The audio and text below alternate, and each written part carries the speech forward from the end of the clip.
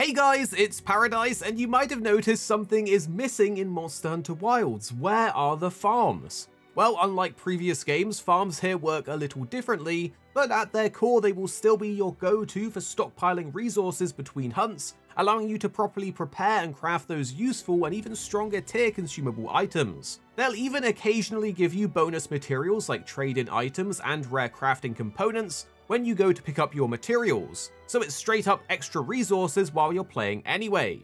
In Wilds, you may have noticed throughout the story that you don't have any farms yet, and that's because you need to complete specific side quests unlocked once you get into high rank after the story is finished, but trust us, it is worth it. Before we get into things though, this is a mild spoiler warning. We've done our best to keep the video as spoiler free as possible, but the fact is the farms aren't unlocked until the post-credits portion of the game. So if you're yet to roll credits on the story, you might want to tread carefully here as there may be some minor spoilers ahead. This time around, the farm is called Material Retrieval, and it works a little differently to how it used to. There's 5 farms that you can get in total, and while there is some overlap, each have their own unique list of things you're able to retrieve. Unlike in previous instances where you would grow a specific item of your choice in different farm slots, this time you have to stick with whatever is available in each farm's list, although there is a good spread of staple items like mite seeds, honey, and so on. What is also new in Wilds is that instead of boosting the farm's output by utilizing different fertilizers, the amount you receive is affected by the current environmental season. This is indicated by the star rating estimate next to each item, with a higher rating giving a higher yield of those items. The plenty period seems to be the best all-rounder for most materials, but it's still a good idea to check which season you have for the best results of the item you want. Bear in mind that in some areas, the inclemency will actually stop your farm from generating anything until it passes, which you can tell if the item list is empty. Alongside farms, you'll also unlock special item trade vendors to exchange those area-specific collectibles you've been hoarding all along. In exchange, they'll give you a rotating selection of goods from simple and rare ingredients to exclusive crafting materials to unlock new armor sets and just helpful items you might need. Sometimes the traders even have special trades that are highlighted, containing great deals or super rare monster parts like gems and plates, so unlocking these are also a great way to get more materials and resources that you're missing. The 5 farms in the game correspond to the villages or groups of people across the different areas of the map, effectively being managed by an NPC within each village's location. But it gets old quickly fast traveling around, so just remember you can manage all of your farms and the trade-in vendors through Natter at any base camp next to your tent.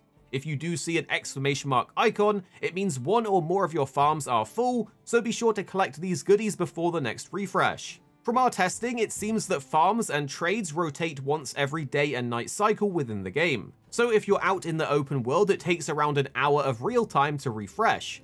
You can, however, fast track this refresh by using certain mechanics in the tent. This will progress your farms by 1 step, as well as shuffle the items in the various traders. If you're unsure what to choose, we suggest stockpiling honey so you have a good reserve of mega potions. Meanwhile, thunderbugs and spider webs are great for trap crafting.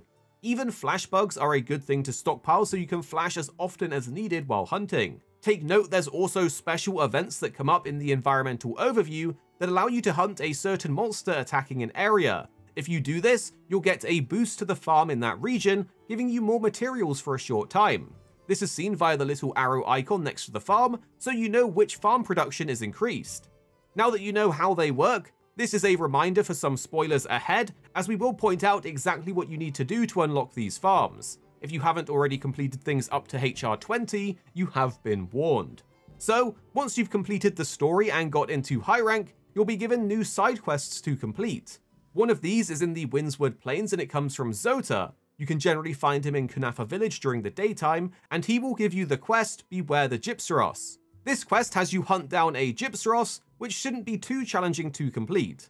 Just be careful of its flashbang mechanic, and consider bringing weapons with fire or ice elements as this is what it's weak to. Once you finish the hunt, return to him and you will unlock your first resource gatherer, Murtabak. This one is great as it has access to staple items like honey, herbs, and thunderbugs. Now we can head over to Azuz in the Oil Well Basin. We want to locate Chief Ida for another quest. This one is going to be Ida's Apprehension, which will have us hunt a Rompopolo.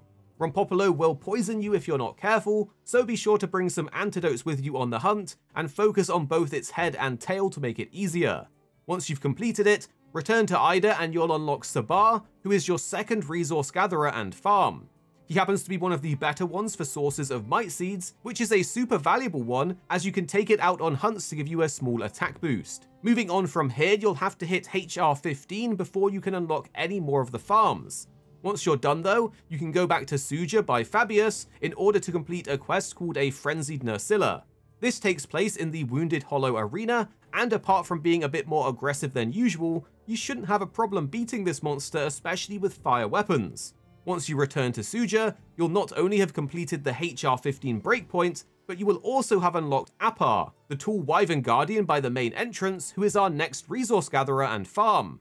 For this one, spiderwebs are a great choice, as they'll help you craft more pitfall traps, and there's even many more useful items to choose. From here, we want to immediately go and pick up our next farm quest from the Wudwud hideout over in the Scarlet Forest. You want to pick up the Make Fluffy Dealings quest from Plum Peach. All you need to do is give a Vibrant Pelt Plus from a Congalala. This material will only be available from fighting a high-rank Congalala, so if you don't already have one to trade, be sure to go out and fight and get one. You have a guaranteed chance to get one of these by destroying a wound or breaking its tail, so focusing on these in the hunt will make it really easy. Once you bring the pelt back to Plum Peach, she will ask to take it off your hands, and once you do this, you will unlock Plum Peach herself as your fourth resource gatherer and farm. She's particularly good for ivy, blue mushrooms, and gloamgrass buds. All of these contribute to powerful items like traps, life powders, and more.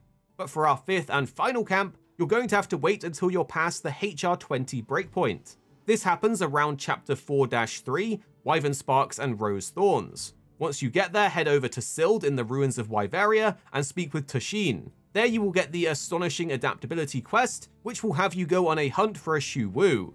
This monster can be an annoying one, but you'll have an easier time with ice weapons, so give that a try if you're struggling. Once you've finished it off, return to Toshin who will unlock Raisha, which is your fifth and final resource gatherer farm unlocked. Now you know how to get all 5 of the farms unlocked, so you can start stockpiling those precious resources and go nuts with traps, potions, and more out on a hunt without worrying.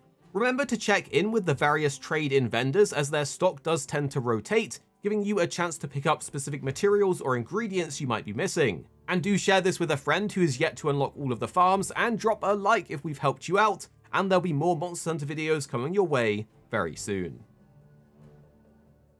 Here at Arekkz Gaming, we're 2 friends who love to play games. You have me, Paradise, as well as 26. Our goal is to keep the videos as concise as possible by cutting out any of the fluff and focusing on what really matters with high quality videos. So make sure you're subscribed down below for more videos on your favorite games coming very, very soon.